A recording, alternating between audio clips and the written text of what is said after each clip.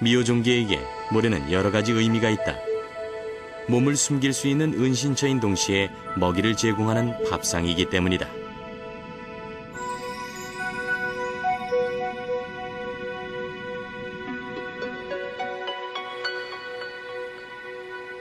모래 속에서 미호종기가 섭취하는 먹이는 과연 무엇일까? 모래 속 성분을 현미경으로 관찰해 보기로 했다.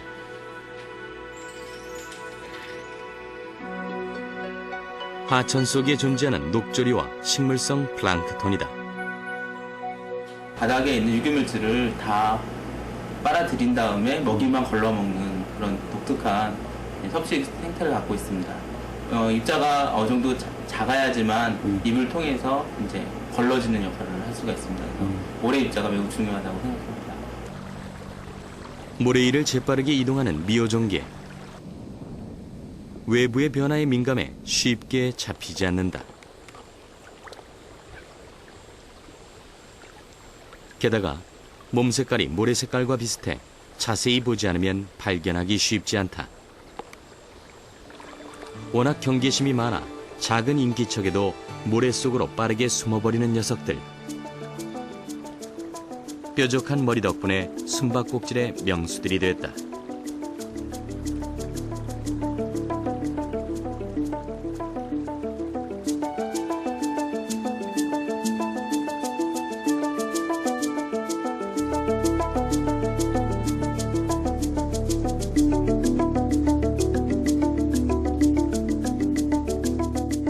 어디로 숨어버렸을까? 아무리 봐도 도통 구분이 안 된다.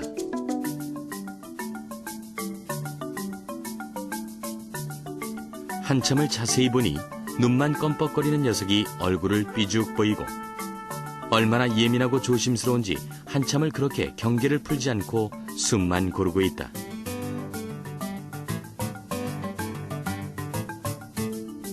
이렇게 유난스럽게 조심스러운 녀석들이 왜 우리 하천에서 점점 사라지고 있는 것일까?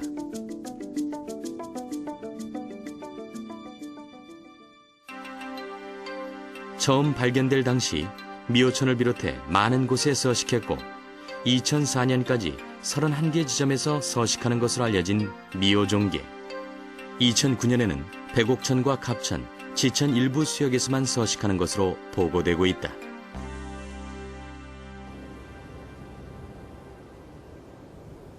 (1984년) 미호종계가 처음 발견된 금강 수계 미호천.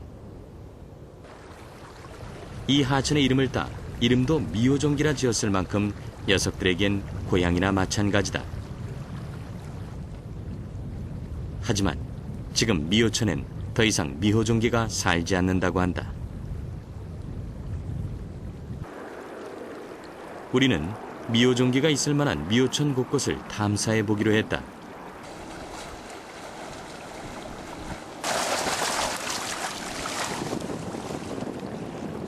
하지만 미호종계 대신 나온 녀석은 피라미.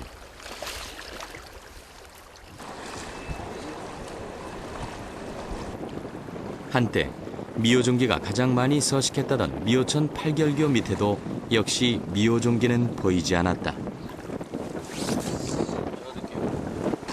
지금 여기는 전멸됐다고 보고가 되고 있거든요.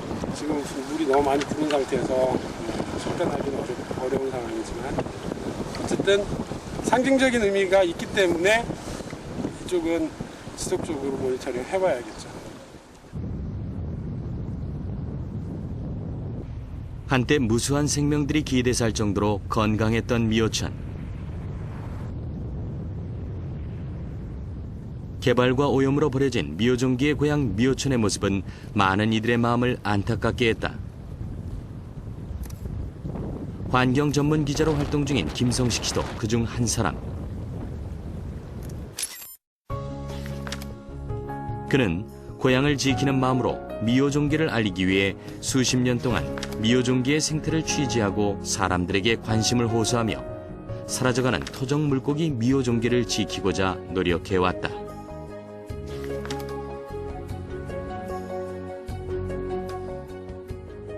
미호종계뿐만이 아니라 생물 중 하나가 점차 사라진다는 건 참 안타까운 일이죠.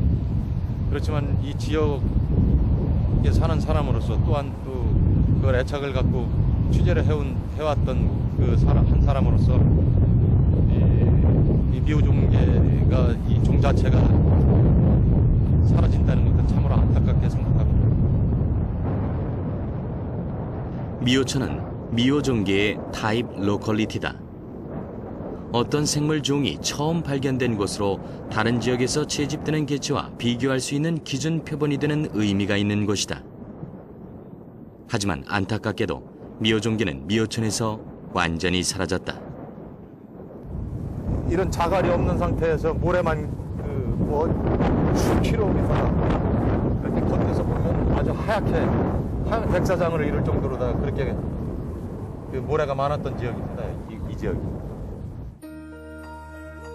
그 많던 미호종계는 왜 고향 미호천에서 사라진 것일까? 불과 3, 4년 전만 해도 미호종계가 모래장난을 쳤던 미호천. 하지만 현재 미호천은 모래가 사라지고 환경이 완전히 달라졌다. 더 이상 미호종계가 살 수 있는 건강한 하천의 모습이 아닌 것이다.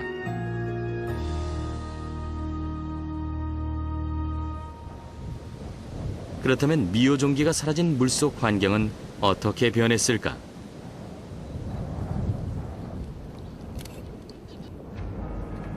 모래 대신 토사가 가득한 하천은 오염된 환경에 강한 외래종 차지가 됐다.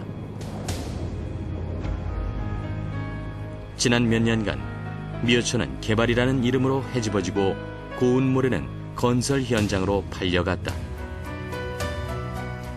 또 하천 정비 사업으로 직선이 된 물길은 미호종계가 살 수 없을 정도로 빨라지고 강해졌다.